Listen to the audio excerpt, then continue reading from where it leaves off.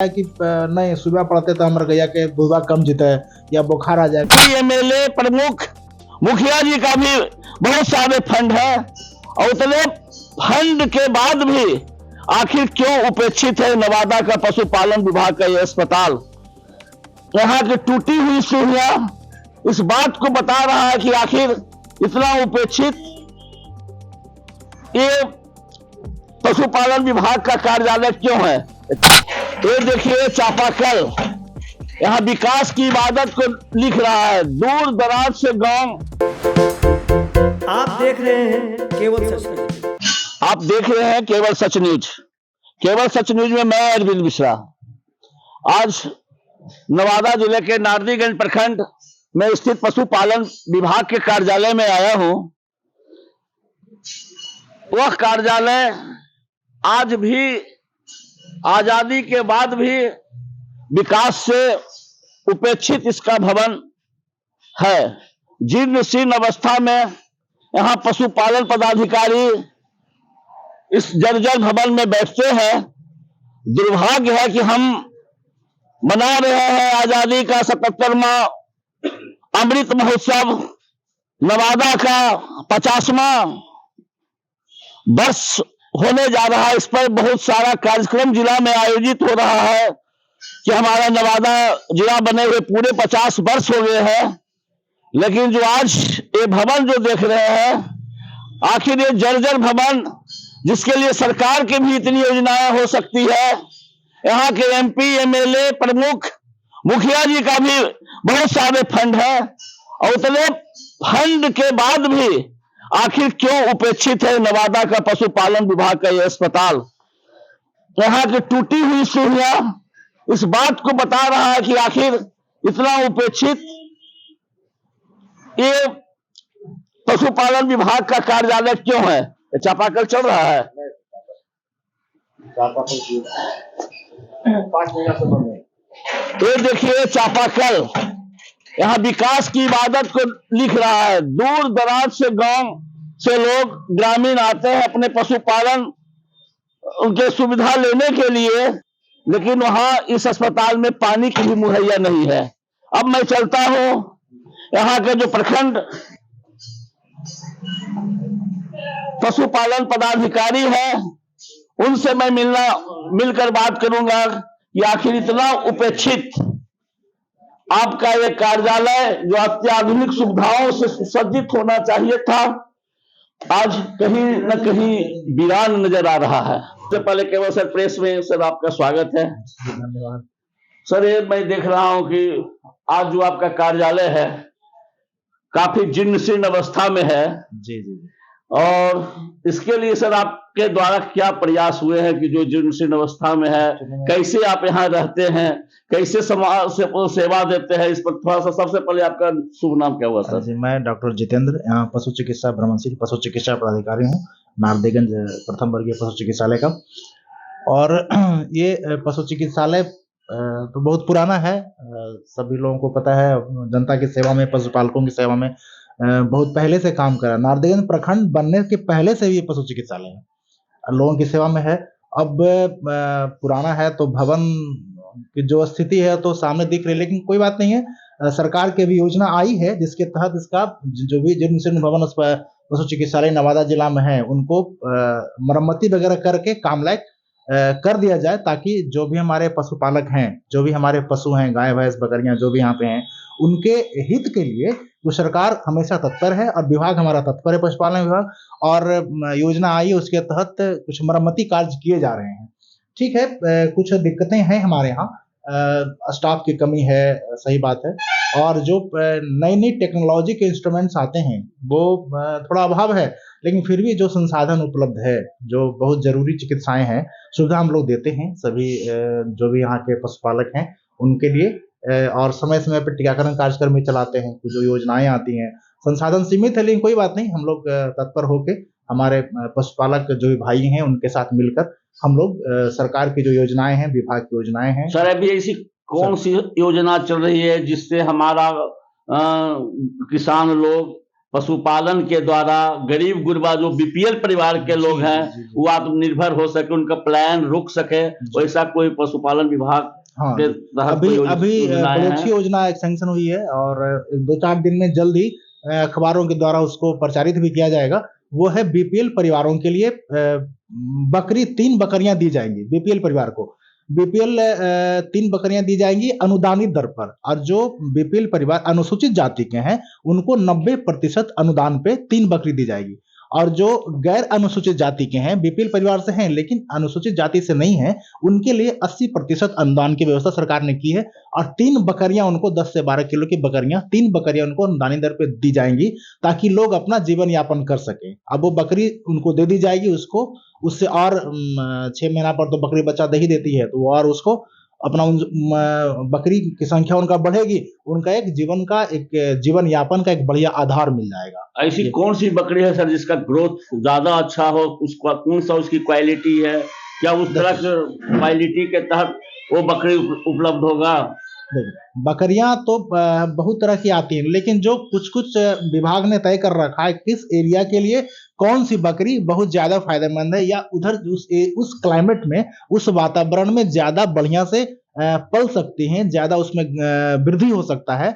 इसके लिए हम लोग यहाँ पे ब्लैक बंगाल जो काला रंग का लोकल बकरी है ब्लैक बंगाल को हम लोग प्रमोट करते हैं। बर्बरी भी अच्छी नस्ल है, हम लोग ब्लैक बंगाल को ही प्रमोट करते हैं इन लोकल पालने के लिए और उसी को हम लोग चाहते हैं कि उसी बकरे के यहाँ पाला जाए और बढ़िया से लोग जीवन यापन करें उसके तहत। बलगंगा के तहत सर बहुत सारे अनुसूचित जाति के ही गांव बसे हुए, जैसे सीतारामपुर हो गया, गोपाल नगर हो गया, विजय नगर हो गया, आजाद नगर हो गया, सुंदरबन हो गया। वहाँ के किसान ग्रामीणों को बहुत काफी मात्रा में प्लान है।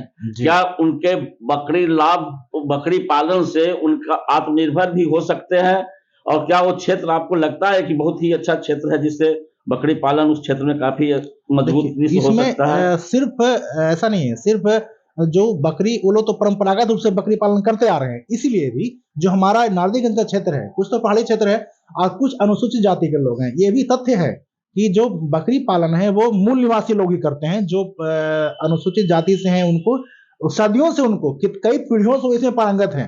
ऐसा नहीं कि किसी दूसरी जाति को करना मना है, ऐसा मैं नहीं कह रहा हूँ, लेकिन जो अनुसूचित या जिन गांव का आपने नाम लिया, जिन व्यक्तियों के बारे में आप बता रहे हैं, जिस समुदाय के बारे में, जिस कम्युनिटी के बारे में बता रहे हैं, वो लोग परंपरागत रूप से बकरी पालन कर रहे हैं तो ऐसा लगता है कि वो लोग ज्यादा बेहतर से कर सकते हैं। और ये संजोग देखिए कि हमारा जो जिला है कुछ खासकर नारदीगंज वाला जो पहाड़ी एरिया है, बकरियां तो पहाड़ी एरिया के लिए ही बनी हुई है। ये मैदानी और आप उत्तर बिहार में जाएंगे जो जहाँ पे हमेशा पानी का जमाव होता है, जल जमाव वाला एरिया, वहां के लिए सुटेबल नहीं है। कुछ जो बॉर्डर के एरिया है, मतलब नवादा हो, गया हो, अरवल हो, औरंगाबाद हो, रोहतास हो, ये सब जो पहाड़ी एरिया हमारे हैं, नवादा जिला भी खासकर, क्योंकि पूरी तो पहाड़ी की चारों तरफ से घिरा हुआ है, तो जो ये पहाड़ी एरिया बकरी पालन के लिए बहुत उत्कृष्ट माना जाता है। यहाँ के क्लाइमेट भी ऐसा है कि बहुत अच्छा माना जाता है बकरी पालन के लिए। और जिन तबकों का आपने जिक्र किया है, अच्छी बात है, आप क्षेत्र में घूमते हैं, आपका एक पॉपुलर चैनल है, निश्चित रूप से सबके बारे में आपको जानकारी है। तो वो जो लोग हैं, जिन तबकों का आपने चर्चा किया है, वो बकरी पालन में तो सिद्धस्थ हैं, पारंगत हैं। तो ऐसा लगता है कि अगर थोड़ा सा सरकार, अगर विभाग से उनको थोड़ा सपोर्ट किया जाए, जैसा हम लोग कर भी रहे हैं, तो वो ज्यादा बेहतर इसमें कर सकते हैं बनिस्पत उन लोगों के जो नया बकरी पालन क्षेत्र में आते हैं। उनकी अपेक्षा लोग ज्यादा कर सकते हैं क्योंकि इनको कई पीढ़ियों का अनुभव भी है। किताबी ज्ञान और प्रैक्टिस हम लोगों को सिखा देंगे, लेकिन जो परंपरागत रूप से करते आ रहे हैं कई पीढ़ी से, उनकी जो व्यवहारिक जानकारी है बकरी पालन के संबंध में, वो बहुत उच्च दर्जे की है। और ये भी हम स्वीकार करते हैं कि बहुत सी चीज तो व्यवहारिक हम उनसे सीखते हैं। विंगे वेटनरियन भी हमसे बहुत सी चीजों को सीखते हैं कि बकरी पालन कैसे बांधना है, कैसे किस समय चराना है, कैसे उसको जंगली जानवर से बचाना है, किस समय जंगली जानवर आक्रमण होता है, ये उनको ज्यादा बेहतर पता है। सर, तो उसके लिए कोई ट्रेनिंग की भी व्यवस्था है? क्या ट्रेनिंग एक्चुअली में क्या ना, हमारा जो विभाग है वो अभी डायरेक्टली ट्रेनिंग में इन्वॉल्व नहीं है हम लोग, लेकिन उनको हम जगह बताते हैं। हम लोग चिकित्सा और योजनाएं देने के लिए हैं, और जो ट्रेनिंग लेना चाहता है, हम तो, हमारा विभाग तो नहीं करता है, अभी तो सुविधा नहीं है, बहुत जल्द हो सकता है शुरू हो। फिलहाल अभी नवादा जिला में 2 संस्थान इसका अच्छा प्रशिक्षण देते हैं। एक आपका हिसुआ में है, आर शेट्टी करके है, पीएनबी पंजाब नेशनल बैंक का है, वो प्रशिक्षण संस्थान है, रूरल यूथ के लिए बढ़िया प्रशिक्षण संस्थान है, वो देते हैं। और दूसरा कृषि विज्ञान केंद्र है कवकोल में, शेखोदेवरा कौवाकोल में कृषि विज्ञान केंद्र है, जो बेरोजगार युवकों को जो प्रशिक्षण लेना चाहते हैं बकरी पालन की प्रशिक्षण व्यवस्था वहां पर है। अब बहुत अच्छी व्यवस्था वो लोग कराते हैं। कभी कभी हम लोग को भी बुलाते हैं, एक्सपर्ट की तरह जाते हैं, लेकिन उनके यहाँ जो सुविधाएं प्रशिक्षण की होनी चाहिए अभी हमारे विभाग में नहीं है। लेकिन उनके यहाँ 2 संस्थानों को मैं नाम दिया, आरसेटी और केवीके कृषि विज्ञान केंद्र, वहाँ ये सुविधा है और वो अच्छी सुविधा से प्रशिक्षण देते हैं। सर, पशुओं को बचाने के लिए अभी कौन कौन सा योजनाएं आपकी चल रही है, या उसको इस तरह से उनको सुविधा मिले उसके लिए आपके द्वारा प्रचार प्रसार और क्या क्या सबसे देखिए, सबसे जरूरी है जो मैनेजमेंटल जो मैनेजमेंट के लिए जो पशुपालन करते हैं उनके लिए जरूरी है कि 2-3 चीजें बड़ी जरूरी हैं। ये आपके जो लोकप्रिय चैनल है, मैं सभी पशुपालक भाइयों से अपील करता हूं कि आप 1-2 चीज पे, छोटे छोटे चीजों पर अगर ध्यान दें तो एक बहुत बढ़िया बिजनेस हो सकता है। जिसमें सबसे बड़ी जरूरी चीज है कि आप पशुओं को हमेशा वो डिवर्मिंग करें। डिवर्मिंग कहने का मतलब है कृमिनाशी दवाई हर एक 3 महीना 4 महीना पर एक बार उसको कृमिनाशी दवाई का दे दें। पूरे जिला में अभी सभी पशु चिकित्सालयों में इसको सामान्य भाषा में जोंक की दवा हम लोग कहते हैं, तो हर एक पशु चिकित्सालय में प्रचुर मात्रा में उपलब्ध है विभाग के द्वारा। उसमें जोंक की दवा, उसमें दिक्कत नहीं है। तो सभी पशु को 3 से 4 महीना में एक बार, वो गाभिन है या नहीं इससे कोई मतलब नहीं है, लेकिन वो हर एक पशु को कृमिनाशी दवा का सेवन जरूर करवाए, पहली चीज। दूसरी बात, कुछ ऐसी बीमारियां हैं जैसे खुरा मुंह पका, HSBQ, ब्रुसेलोसिस, कुछ ऐसी बीमारियां हैं जो हो जाने के बाद ठीक होने की गारंटी नहीं है। 2000-5000 खर्च होगा, ठीक होने की कोई गारंटी नहीं है, और पैसे भी खर्च होंगे या जानवर भी ठीक होगा कि मृत्यु होगी, बड़ा मुश्किल हो जाता है कहना। तो उसके लिए वैक्सीनेशन समय समय पर वैक्सीन के टीकाकरण की सुविधा विभाग द्वारा करवाया जाता है। तो पशुपालक भाइयों से मैं अपील करता हूं कि वो जब इस तरह की सुविधा आए तो वो जरूर बढ़ चढ़ के, बहुत से लोगों को लगता है कि नहीं सुबह पड़ते तो हमारे गैया के दूधा कम जीता है या बुखार आ जाएगा, इस सब से बिल्कुल ना घबराएं। अगर कोई जाता है आपके गांव में, वो अभी जो कभी जो हमारे वैक्सीनेशन आता है, कुछ हम लोग निजी टीकाकर्मियों को रखते हैं 15 दिन के लिए और गांव में भेज कर टीकाकरण करवाते हैं। बहुत से लोग जागरूक किसानों तो ले लेते हैं, लेकिन कुछ लोगों को लगता है कि हमारा गैया का दूधा भाग जाता है, गैया कैसे हो जाता है। तो ये सब बिल्कुल ना सोचें, जान बचाना जरूरी है। और जो भी टीकाकरण कराया जाता है, विभाग करवाता है, वो पशुपालकों के फायदे के लिए है। सभी पशुपालक भाई इसको टीकाकरण अवश्य करा लें। तो रेगुलर अगर डिवर्मिंग करवा लेते हैं और बीमारी से बचने के टीकाकरण करवा लेते हैं तो किसानों के लिए बहुत फायदेमंद हो जाएगा। मिल्क प्रोडक्शन भी बढ़ेगा और दवाइयां पर जो पैसा बच, ज्यादा खर्च तो दवाई पर है। एक बार बीमार पड़ जाता है, दवाई बहुत खर्च हो जाता है, बहुत महंगी दवाइयां हो गई हैं, तो उससे किसान को फायदा होगा, हमारा बीमार भी नहीं पड़ेगी। और अगर रेगुलर उसको डिवर्मिंग कर रहे हैं तो फर्टिलिटी की जो समस्या होती है, बांझपन की समस्या होती है, दूध कम उत्पादन की समस्या होती है, इन सब से बहुत हद तक कंट्रोल किया जा सकता है। सर, कृषि विभाग एक योजना, पशुपालन विभाग की एक योजना है KCC के लिए, तो उसके लिए कैसे क्या प्रावधान है, कैसे उसको आम आदमी को लाभ मिल सकता है? KCC एक अच्छी स्कीम है सरकार की, और जो पहले भी KCC था, तो पहले था जो खेती करते हैं उनके लिए था। इस बार अभी योजना चल रही है जो सरकार का ध्यान है इस पे, पशुपालक KCC। जो पशु रखते हैं उनके यहाँ जमीन है कि नहीं कोई मायने नहीं रखता है, उनके पास पशु होना चाहिए। तब उनको जैसे पशु में क्या ना, बच्चा दिया तब दूध दे रहा है, उसके बाद जब प्रेग्नेंट हो जाती है तो 2-3-4 महीना दूध नहीं देती है, तो उस दरमियान पशुपालक क्या करेगा बेचारा, कहां से अपनी आजीविका चलाएगा, और फिर कहां से खिलाएगा, कहां से खुद खाएगा।